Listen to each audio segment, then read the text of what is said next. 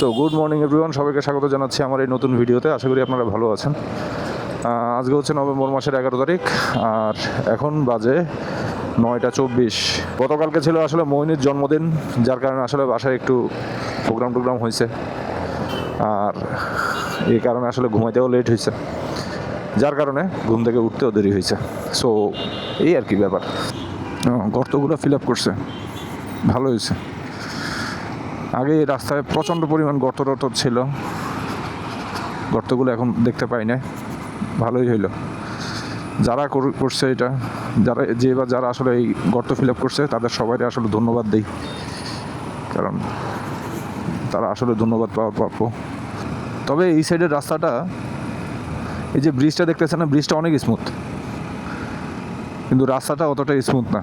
রাস্তায় যে কার্পেটিং করা হয়েছে, মানে বড় বড় পাথর দিয়ে করা, এবং করার পরে সেটাকে আসলে ওইভাবে স্মুথ করা হয় নাই, যার কারণে আমি আগে বাইক দিয়ে যখন আসলে রাইড করতাম, মাঝে মাঝে আসলে পিছনের চাকা অথবা একটুখানি মনে হতো যে স্লাইড করতেছে। তো এখন তো ধরুন চাকা পাল্টায় ফেলছে, এখন আর ওই প্রবলেমটা নাই, খুব বেশি একটা ফিল করি না, আনলেস যদি মানে বড় সড়ো হয়, নাহলে আসলে ফিল করি না এটা। অ্যাপোলো ট্রাম্পলার এক্সআর হচ্ছে গিয়ে আপনি অলরাউন্ডার টায়ার, মানে 70% অন রোড, 30% অফ রোড। এই টায়ারটা মানে ওদের জন্যই বানানো যারা ধরেন মোটামুটি অন রোড অফ রোড মোটামুটি দুই জায়গাতেই সমান চালায়। রাস্তা যদি খুব স্মুথ হয় তবে সেক্ষেত্রে তার এই চাকার দরকার নাই। রাস্তা যদি এই বসিলা, আটিবাজার, মোহাম্মদপুর, বেড়িবাঁধ এই টাইপের রাস্তা যদি হয় তবে মানে এই ট্রাম্পলার এক্সআর চাকাটা খুবই ভালো এটার জন্য। আমার 51 কিলোমিটারের মতো আমি চালাইছি চাকাটা চেঞ্জ করার পর। তো যদিও এটা রিভিউ দেওয়ার সময় না, মানে মিনিমাম মানে 200-300 কিলোমিটার চালানোর পর আসলে রিভিউ দেওয়া উচিত। আসলে টায়ার চেঞ্জ করার পরে যেই পরিবর্তনগুলো দেখতে পাচ্ছি সেটা আমি আপনাদের সাথে শেয়ার করতেছি আর কি। আর আগের টায়ারের সাথে এই টায়ারের তফাৎ কি, আগের টায়ার কিন্তু সম্পূর্ণটাই অনরোড টায়ার, গ্রিপিং সিস্টেমটা খুব বেশি ভালো ছিল না। আগেরটা ছিল এমআরএফের নাইলো গ্রিপ, আর ওইটা মানে 100% পিওর অনরোড টায়ার। এখন চেঞ্জ তো করলাম, চেঞ্জ করার কারণে মাইলেজ কিছুটা ড্রপ করতে পারে, যেহেতু আসলে আপনারা জানেন কিনা জানি না, অফরোড টায়ারে কিন্তু মাইলেজ খানিকটা ড্রপ করে, কিন্তু আমার এই টায়ারটা কিন্তু পরিপূর্ণভাবে মানে অফরোড টায়ার না, 70% অনরোড, 30% অফরোড। বাট এই 30% যে অফরোড, এই 30%-এর কারণে কিছুটা মাইলেজ ড্রপ করতে পারে। মাইলেজের চাইতে তো অবশ্যই কি বলে সেফটি ইম্পর্টেন্ট বেশি, ঠিক না? তো এই কারণে আমি আসলে ওইটা কেয়ার করি নাই। তার মাইলেজ আর কতটুকু ড্রপ করবে, যদি করেও আশা করি ড্রপ করবে না, কারণ আমি খুব জেন্টাল রাইডার বলেই মনে করি নিজেরে, খুব বেশি ড্রপ করার কথা না। সিটিতে আমি 40-42 পাইলেই খুশি, অনেক খুশি। এই 47-48 পাওয়ার দরকার নাই। বাই দ্য ওয়ে, আমি আজকে কিছু গিয়ার্স নিতে পারি, যেমন বিভিন্ন আর্মর, লেগ গার্ড নিতে পারি, তারপরে এলবো গার্ড নিতে পারি, knee guard, leg guard, elbow guard এগুলো নিতে পারি এগুলো আমি চিন্তা করলাম যে আসলে আমার তো মাত্র 3000 কিলো হয়েছে, তো 3000 কিলোর পরে আসলে এখনই হাইওয়েতে ফুল রিদমে করার দরকার নাই, ট্যুরে যাওয়ার দরকার নাই। সো মোহাম্মদপুরের যে জটলা, সেই জটলাটা পার হয়ে আসলাম।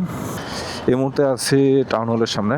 এখনই আসলে হাই এক্সপেন্সিভ গিয়ার্স কেনাটা মনে হয় না খুব দরকার, কারণ যেহেতু আসলে লং ট্যুরে যাওয়ার ইচ্ছা নাই এখন আপাতত, এবং লং ট্যুরে যাওয়া আমার জন্য উচিত না, যেহেতু আমার বাইকিং এক্সপিরিয়েন্স এখনও ওই রকম আপটু মার্ক হয় নাই, এই কারণে লং ট্যুরে আসলে যাওয়া ঠিক হবে না আমার।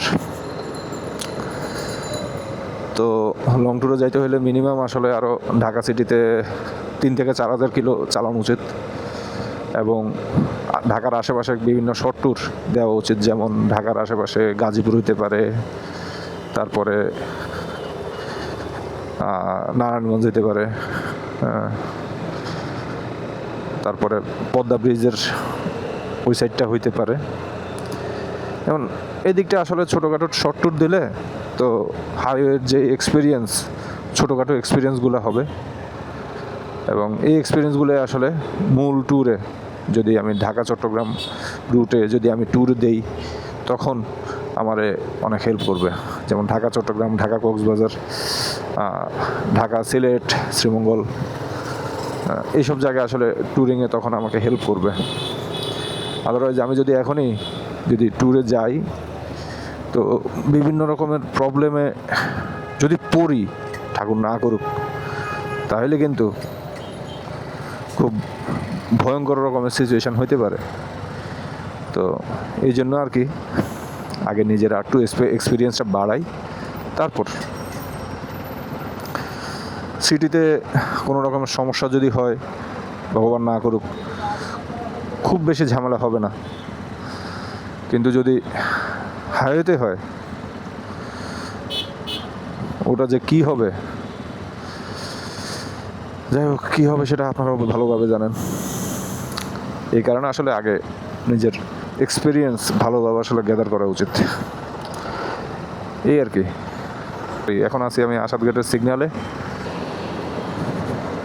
বাইক টেক চালানোর সময় রাস্তায় সাবধান, স্পেশালি আপনার পাশে যদি মানে 3 হুইলার থাকে, তাহলে খুবই সাবধান।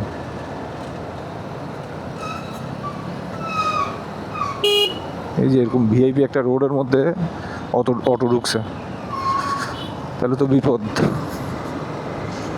এই যে বাংলাদেশের মানুষজনের যে আলাদা একটা টেন্ডেন্সি, রুলস ব্রেক করার টেন্ডেন্সি, এই টেন্ডেন্সি কিন্তু আমাদের জন্মগত।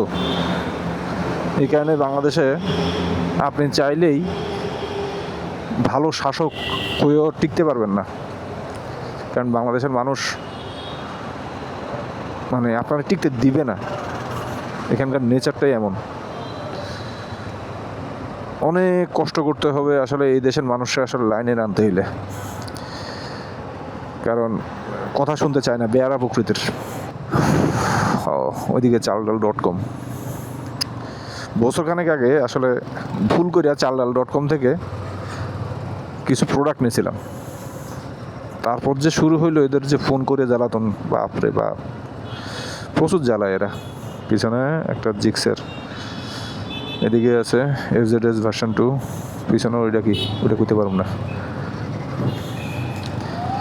আপুটা বাইকের পিছনে পিলিয়ন হয়ে বসে ফোন ঘেটে কি যেন দেখতেছে, আবার ব্যাগের মধ্যে রাখতেছে।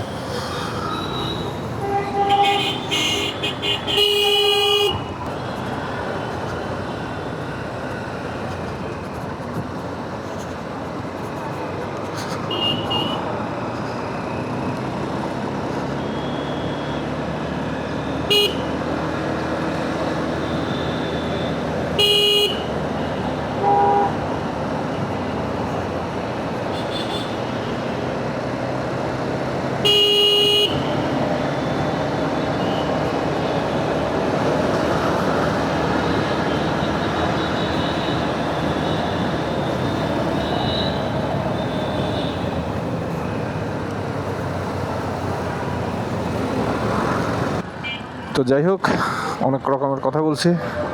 আমি আমার অফিসের কাছাকাছি চলে আসছি। আপনারা ভালো থাকেন, সুস্থ থাকেন।